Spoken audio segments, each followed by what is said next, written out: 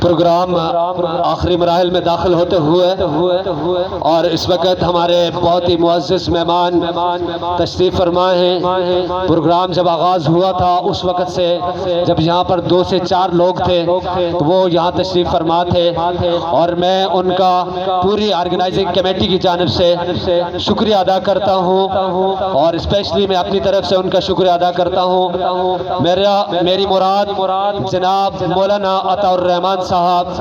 وہ یہاں تشریف فرما ہیں، میں ان سے مخاطب ہوں وہ تشریف لائیں اور یہاں پر اس پلیٹ فارم کو مد نظر رکھ کر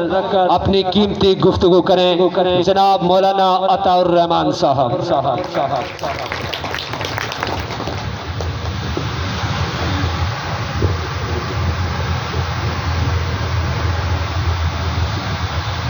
نحمده ونصلي على رسوله الكريم، اما بعد فاعوذ بالله من الشيطان الرجيم، بسم الله الرحمن الرحيم۔ ان الله لا يغير ما بقوم حتى يغيروا ما بانفسهم، وقال رسول الله صلى الله عليه وسلم: الکاسب حبیب اللہ، او کما قال۔ ہے عمل لازم تکمیل تمنا کے لیے، ہے عمل لازم تکمیل تمنا کے لیے، ورنہ رنگین خیالات سے کیا ہوتا ہے۔ میں مشکور ہوں اپنے اس پروگرام کے منتظمین کا، اور خصوصاً برادرم مشتاق صاحب، فاروق صاحب اور گلزمان صاحب اور ان کے تمام رفقا کا، کہ یقیناً انہوں نے اپنے لوگوں کے مسائل کو محسوس کیا، اور ان کو یہ احساس ہوا کہ ہم دیار غیر تو ہمیں نہیں کہنا چاہیے، لیکن اپنے ملک کے اندر بھی ہم مختلف حوالوں سے ایک بٹی ہوئی قوم ہیں، اور ہمیں ایک دوسرے کے حقوق کے حوالے سے وہ احساس ابھی تک نہیں ہوا ہے۔ تو اس وجہ سے یقیناً اگر آدمی اپنے علاقوں سے، اپنے صوبے سے دور کہیں جا کے کوئی کام شروع کرتا ہے تو ان کے لیے مختلف مسائل کا سامنا ہوتا ہے، اور جس شعبے سے بھی آدمی متعلق ہو۔ یہ جو کام ہے آپ کی شٹرنگ کی، تعمیرات کی، یقیناً یہی وہ کارکن ہوتے ہیں جو ملکوں کی تعمیر اور ترقی میں بنیادی کردار ادا کرتے ہیں۔ لیکن افسوس کہ ہم اپنے تمام پیشوں کو اور تمام انسانی ضرورتوں کے حامل ان خدمات کو اس نظر سے نہیں دیکھ سکے کہ جو ایک کارکن کو حوصلہ فراہم کر سکے، اور ایک کارکن اپنے حقوق کے حوالے سے اپنے آپ کو محفوظ تصور کر سکے۔ تو میرے محترم دوستو، یہ ہمارے جن ساتھیوں نے یہ احساس کیا ہے اور اس فکر پر آپ لوگوں کو مجتمع کیا ہے، میں تہ دل سے ان کو بھی مبارکباد پیش کرتا ہوں، اور آپ کی بھی اس یونٹی اور اس جذبے کو بھی سلام پیش کرتا ہوں۔ مجھے امید ہے یہاں اکثر ہمارے ہزارہ سے متعلق، مانسیرہ سے متعلق اور خصوصاً بلاکوٹ سے متعلق لوگوں کی مجھے کثرت نظر آتی ہے۔ آپ لوگوں سے بہتر کون سمجھ سکتا ہے کہ اتحاد و اتفاق کے کیا برکات اور کیا ثمرات ہوتے ہیں، اور ایک دکھی انسانی زندگی کو اور پسے ہوئے طبقات کو اور اپنے حقوق کی پامالی کو روکنے کے لیے اور اپنے عزت نفس کی بحالی کے لیے آپ سے بہتر کون سمجھ سکتا ہے کہ جو ان تمام حالات سے گزر کے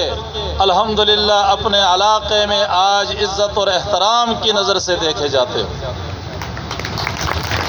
اور مجھے یہ فخر ہے اپنے ان تمام کارکنوں پر کہ اگر وہ اپنی خوامیوں کو دور کر کے، اگر وہ اپنی تمام مذہبی کمزوریوں کو دور کر کے، اگر وہ نیک نیتی کے ساتھ اپنے بچوں کی کفالت کے لیے، اپنے علاقوں کی غربتوں کو دور کرنے کے لیے، انسانی مجبوریوں کو ختم کرنے کے لیے اگر یہ محنت کر کے کما کے کھاتے ہیں تو میں سمجھتا ہوں کہ ان سے بڑے اللہ کے محبوب اور کوئی نہیں ہو سکتا۔ جناب رسول اللہ صلی اللہ علیہ وسلم نے بڑی حوصلہ افزائی فرمائی۔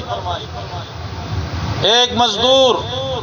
محنت کے بعد اس کے ہاتھوں پر چھالے پڑے ہوئے تھے، جب سرکار دو عالم صلی اللہ علیہ وسلم کی خدمت میں آیا تو ان کے ہاتھوں کو پکڑ کر زبان نبوت سے چوما ان کو، اور فرمانے لگے کہ الکاسب حبیب اللہ، جو اپنی محنت سے کما کے کھاتا ہے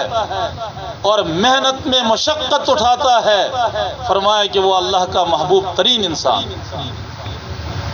تو میرے محترم دوستو، اپنے آپ کو احساس کمتری کا شکار نہ کرو۔ آپ عظیم لوگ ہو کہ جو انسانی عظمتوں کے حامل، آپ اپنی محنت سے اپنے بچوں کی کفالت کرتے ہو، اور اگر آپ کی اس محنت کا لقمہ کسی بھی مخلوق کے لیے میسر ہوتا ہے تو میں سمجھتا ہوں کہ یہ آپ کے لیے صدقے جاریہ اور انتہائی نیک عمل ہے، اور اجر عظیم آپ کو انشاءاللہ اللہ رب العزت اس سے ضرور دے گا۔ بہرحال آپ کے گناہوں مسائل ہیں، صرف آپ کے نہیں، ہم نے اس راستے کو ترک کیا کہ جو انسانیت کے لیے ایک محفوظ راستہ تھا، جو انسانی عظمتوں کا حامل راستہ تھا، جو ترقی اور خوشحالی کا راستہ تھا، اور وہ تمام انقلابات جو دنیا میں رونما ہوئے، وہ تمام لوگ جنہوں نے انسانیت کے لیے محنت کی، میرے محترم دوستو، ان تمام انقلابات کے مطالعہ کے بعد، ان تمام شخصیات کی محنتوں اور انقلابات کو دیکھنے کے بعد انسان یہ کہنے پہ مجبور ہوتا ہے کہ یہ جناب رسول اللہ صلی اللہ علیہ وسلم کے انقلاب کے گرد کو بھی نہیں پہنچ سکتے۔ بے شک بے شک۔ بنی نوع انسانیت کے حقوق اور ان کی عظمتوں کو اجاگر کرنے میں، اور ان کی زندگی کو ایک بہترین انسانی زندگی متعارف کرانے میں، اور انسان کو انسانیت کا شناخت دینے میں جناب رسول اللہ صلی اللہ علیہ وسلم کی پیروی ہمیں ہر مرحلے میں اور زندگی کے ہر شعبے میں ہمیں مکمل رہنمائی فراہم کرتا ہے۔ اگر آپ کا یہ اتحاد و اتفاق رہا اور آپ کے یہ منتخب نمائندے اگر نیک نیتی کے ساتھ اور انتہائی خیر خواہی کے ساتھ جب آپ کے لیے قدم بڑھائیں گے تو اللہ رب العزت براہ راست ان کی مدد کرے گا، اور انشاءاللہ آپ کے تمام مسائل اللہ رب العزت ضرور حل کرے گا۔ آپ نے ان کے لیے دعا بھی کرنی ہے اور ان کے پشت پر اپنی اخلاقی اور ہر قسم کی حمایت لے کر کھڑا ہونا ہے۔ لیکن ایک بات یاد رکھو، ہمیں جناب رسول اللہ صلی اللہ علیہ وسلم کی تعلیمات یہ بتاتی ہے کہ انصر اخاک ظالما او مظلوما، کہ اپنے بھائی کے مظلوم ہونے کی حیثیت میں بھی مدد فرماؤ کہ ان کو ظلم سے نجات دو، اور ظالم ہونے کی وجہ سے بھی ان کی مدد کرو کہ ان کو ظلم سے روکو۔ اگر خدا نخواستہ ہمارا کوئی بھائی، ہمارے اس شعبے سے متعلق کوئی بندہ اگر کسی کے ساتھ زیادتی کرتا ہے تو ہمیں بحیثیت مسلمان اور بحیثیت انسان ہمیں اس کے ساتھ کھڑا نہیں ہونا چاہیے۔ بے شک۔ ہمیں مظلوم کا ساتھ دینا چاہیے، چاہے وہ کسی بھی رنگ کا ہو، کسی بھی نسل کا ہو۔ انسانیت کے ناطے ہمیں مظلوم کا حامی بننا ہے، ہمیں ظالم کا ساتھی نہیں بننا ہے۔ بے شک بے شک اگر ہم اس شعبے سے متعلق جذبات سے مغلوب ہو کر اپنے کسی سٹنگ والے بھائی کے ساتھ اس وجہ سے اس کے ظلم میں برابر کے شریک ہو جائیں، ظلم کی اس کی معاونت کریں کہ وہ ہمارا سٹنگ والا بھائی ہے، تو اس کو عصبیت کہتے ہیں۔ اگر قومیت کی وجہ سے ظالم کا ساتھ دیا، اس کو بھی عصبیت کہتے ہیں۔ وطن کی وجہ سے اگر ظالم کا ساتھ دیا، اس کو وطنی عصبیت سے تعبیر کیا جاتا ہے۔ اگر مسلمان ہونے کی حیثیت سے کسی مسلمان ظالم کا ساتھ دیا تو اس کو اسلامی تعصب اور عصبیت کہتے ہیں۔ اور جناب رسول اللہ صلی اللہ علیہ وسلم نے فرمایا کہ جس آدمی نے عصبیت کے جذبات کے ساتھ زندگی گزارا اور عصبیت پر مرا اور عصبیت کی وجہ سے کسی ظالم کا ساتھ دیا تو وہ میری امت میں شمار نہیں ہوگا۔ تو اس لیے میرے محترم دوستو، اپنے تمام معاہدات، جس طرح فضل الرحمان صاحب نے قرآن کی آیت پڑھی